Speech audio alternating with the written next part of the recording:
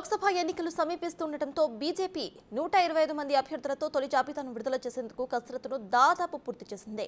ప్రధానమంత్రి నరేంద్ర మోదీ అధ్యక్షతన నిన్న రాత్రి 10:30 సమావేశమైన పార్టీ కేంద్ర ఎన్నికల కమిటీ శుక్రవారం తెల్లవారుజామున 4:30 వరకు తర్జన భర్జనలు జరిపింది. బీజేపీ కేంద్ర కార్యాలయంలో జరిగిన ఈ సమావేశంలో బీజేపీ అధ్యక్షుడు జేపీ నడ్డా, హోంమంత్రి అమిత్ షా, రక్షణ మంత్రి రాజ్నాథ్ సింగ్ కీలక చర్చలు కొనసాగించారు. దాదాపు 16 రాష్ట్రాల నుంచి లోక్సభ అభ్యర్థుల పేర్లను చర్చించి ఖరారు చేశారు. తొలి జాబితాను ప్రధాని మోదీ ఆమోదం తర్వాత శుక్రవారం ఏ సమయంలోనైనా వెల్లడించే అవకాశాలు కనిపిస్తున్నాయి.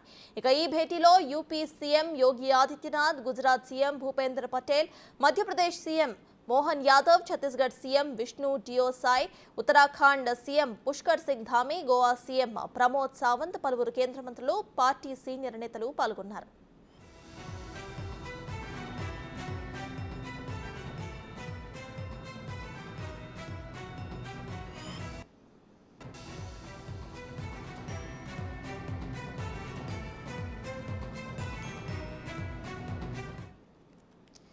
లోక్సభ ఎన్నికలకు సంబంధించి బీజేపీ అయితే 125 మంది అభ్యర్థులతో తొలి జాబితాను విడుదల చేసే అవకాశం ఉన్నట్టు కనిపిస్తోంది. ఇది విషయంపై పూర్తి డీటెయిల్స్ మా ప్రతినిధి శివ అందిస్తారు.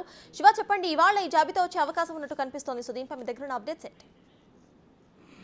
స్వటాసిక నిన్న సాయంత్రం 6 గంటలకు ప్రారంభం కావాల్సిన బీజేపీ సెంట్రల్ ఎలక్షన్ కమిటీ సమావేశం 5 గంటలు లేటుగా ప్రారంభమైంది. అయితే ఈ రోజు ఉదయం 4:30 వరకు కూడా ఈ సమావేశం జరిగినట్టు తెలుస్తోంది.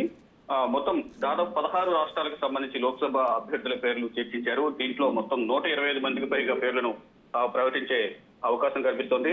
మరోవైపు తొలి జాబితాను ఈ రోజు ఏ టైంలోనైనా ప్రకటించే ఛాన్సెస్ కనిపిస్తున్నాయి. దాదాపు 125 మంది అభ్యర్థుల జాబితాలో తెలంగాణకు సంబంధించిన సిట్టింగ్ స్థానాలు 3 స్థానాలతో పాటు సికింద్రాబాద్, కరీంనగర్, అలాగే నిజామాబాద్ 3 స్థానాలతో పాటు ఆశావాహులుగా ఉన్న వాటిలో కూడా కొన్ని కన్ఫర్మేషన్ తెలుస్తుంది. మల్కాజ్గిరి కానీ, ఇటు మెదక్, మహబూబ్ నగర్, భువనగిరి కొన్ని స్థానాలు దాదాపు మొదటి జాబితాలో 7 నుంచి 9 స్థానాలు ప్రకటించే ఛాన్సెస్ అయితే కనిపిస్తూ ఉన్నాయి.